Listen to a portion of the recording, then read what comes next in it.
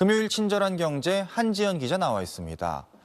한 기자, 요새 반도체 가격이 엄청 오르다 보니까 정부가 안 쓰는 컴퓨터들을 재활용하기로 했다면서요? 네, 이 정부가 공공 PC 재활용과 학생 지원을 확대하기로 했는데요. 취약계층의 디지털 접근성 격차를 완화하기 위한 조치입니다. 최근 치플레이션 현상이 계속되고 있죠. 실제로 PC와 노트북 주요 제품 가격은 불과 7개월 만에 10% 이상 상승했고요. 컴퓨터 소비자 물가도 2월 10.8%, 3월 12.4%로 이렇게 두 달 연속 두 자릿수 상승률을 기록했습니다. 이런 상황을 반영해서 정부가 대응에 나선 건데요. 먼저 공공기관에서 쓰다 남은 불용 PC를 적극적으로 재활용하기로 했습니다. 작년에 폐기된 PC만 2만 2천 대였는데 이 가운데 절반 이상은 수리와 정비를 거치면 기본 업무에 사용할 수 있는 수준으로 추정됩니다.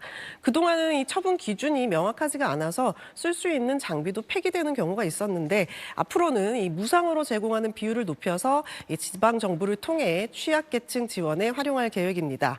또 이 저소득층 학생 대상 PC와 노트북 구매 지원도 확대합니다.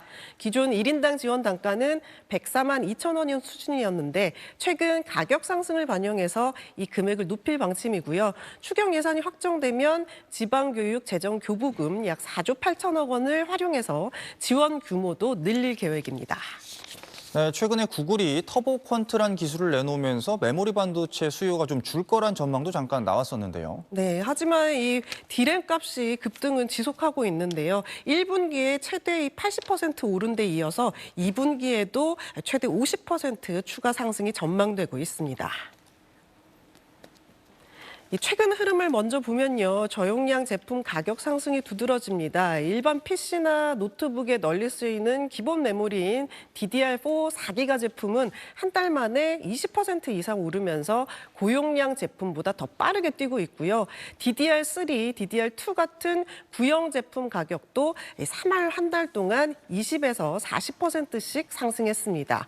모바일용 D램과 낸드 가격은 1분기에만 40에서 50% 상승했고 2분기에도 추가 상승이 예상됩니다.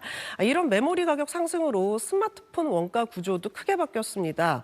예를 들어 도매값 800달러짜리 스마트폰 기준으로 보면 지난해 1분기 메모리 비용이 63달러였지만 올해 2분기 291달러로 4배 이상 뛸 것으로 추산이 되고 있고 이렇게 되면 전체 제조 원가도 56% 가까이 상승하는 구조입니다. 앞서 삼성전자는 지난 2월 공개한 갤럭시 S26 시리즈를 15만 원 정도 올렸을 뿐 아니라 이례적으로 구형 모델인 S25 고용량 모델도 10만 원에서 20만 원, 갤럭시 탭도 모델에 따라 최대 13만 원까지 가격을 인상했습니다. 한 리서치에 따르면 이 제조사들은 최종 판매가를 30만 원 이상, 25% 넘게 인상할 수 있다고 분석도 나오고 있습니다. 메모리뿐 아니라 이 원자재와 물류 비용이 같이 오르면 올해 글로벌 스마트폰 출하량이 12% 감소할 수 있다는 전망도 나오고 있는데 단일 연도 기준으로는 역대 최대 감소폭입니다.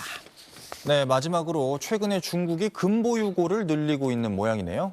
네, 중국 중앙은행이 지난달 금 보유량을 전월 대비 16만 온수 늘렸는데요. 약 1년 만에 최대 증가폭을 기록했습니다.